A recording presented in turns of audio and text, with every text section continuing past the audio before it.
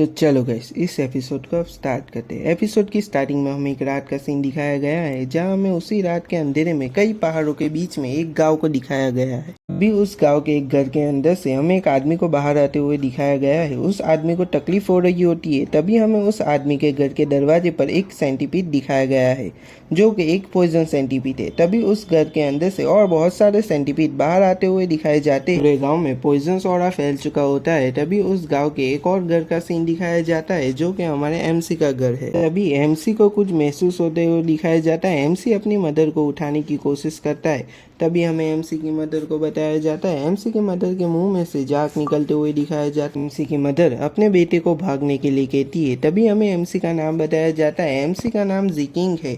जिकिंग अपनी मदर को उठाने की कोशिश करता है। तभी उसे कुछ महसूस होता है। उसकी आंखों में से आंसू निकलने लगते हैं और उसे भी पॉइजन सोडे का असर होने लगता है। तभी जिकिंग अपनी मदर के कपड़ों में से सेंटीपीड को बाहर आते हुए देखता है। सेंटीपीड जिकिंग को काटने के लिए उसकी तरफ बढ़ते जिकिंग अपनी मदर को मदद के लिए बुलाता है, पर वो क्या देखता है कि उसकी मदर पहले से ही मर चुकी है। अपनी मदर को मरते हुए देखकर जिकिंग सेंटीपीड को ही काट लेता है। तभी एमसी का नाम पुकारते हुए एक एल्डर घर में आते हुए दिखाया जाता है। वो एल्डर देखता है कि जिकिंग ने सेंटीपीड को ही काट लिया है, तो वो पॉइजन्स को बाहर निकालने के लिए जिकिंग को एक पील खिलाता है।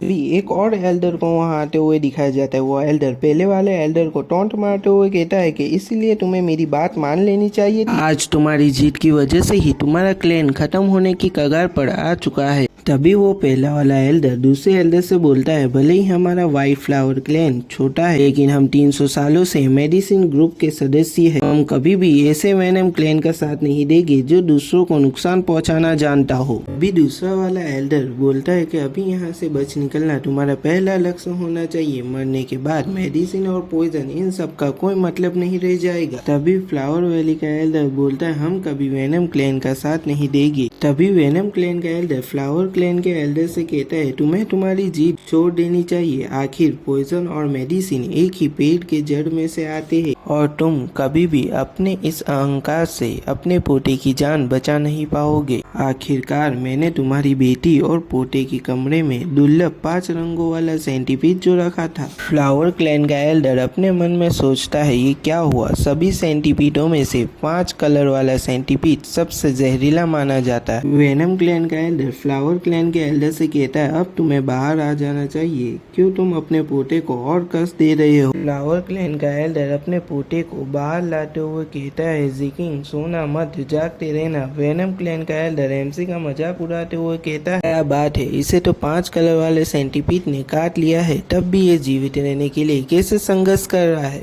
पर माफ करना, मेरे इस सेंटीपीड का कोई इलाज नहीं है और तुम्हारे लिए पहले ही बहुत देर हो चुकी है। तभी जिकिंग अपने हाथों में से सेंटीपीड का एक स्केल निकालता है और वेनम क्लैन के एल्डर के पैर में मार देता है। वेनम क्लैन का एल्डर गुस्से में जिकिंग पर हमला करता है, पर हमारे एमसी का ग्रैंडफादर उस हमले को अपने ऊपर ले लेता है। अभी वेनम क्लैन के एल्डर के साथ आए हुए उसके साथी उसे संभालने लग जाते हैं। वेनम क्लैन का एल्डर सोचते हुए कहता है, मेरे पास इसका कोई एंटीडोट नहीं है, मुझे जल्दी कुछ करना पड़ेगा। तभी वो अपने साथियों से उसकी तलवार मांगता है और कहता है, मेरे पैर पर हमला करो। उसके साथी उसके पैर पर हमला करके उसके पैर को काट के रख देते हैं। उसी बीच हमारे एमसी के ग्रैंडफादर उसे लेकर भाग जाते हैं। वेनम क्लैन का एल्डर गुस्से में अपने साथियों को उन्हें ढूंढ लाने का ऑर्डर देता है। एमसी के ग्रैंडफादर उसे एक गुफा में लेकर आ जाते हैं। तभी एमसी के मुंह में से 5 कलर सेंटीपीड के स्केल बाहर आ जाते हैं। तभी एमसी के ग्रैंडफादर सोचते हुए कहते हैं कि ऐसा कहा जाता है कि आप किसी भी पॉइजनस प्राणी के 20 घंटी या उसके प्राण कण का सेवन कर लेते हो तो आप उस प्राणी के पॉइजन्स पर काबू कर सकते हो, और मुझे लगता है कि तुम यह करने में सफल हो चुके हो। ये कहते ही एमसी के ग्रैंडफादर वहीं पर बेहोश हो जाते हैं। थोड़े टाइम के बाद गुफा के बाहर वेनम क्लैन के आदमी और वही एल्डर आ जाते हैं, जो उन दोनों को ढूंढ लेते हैं।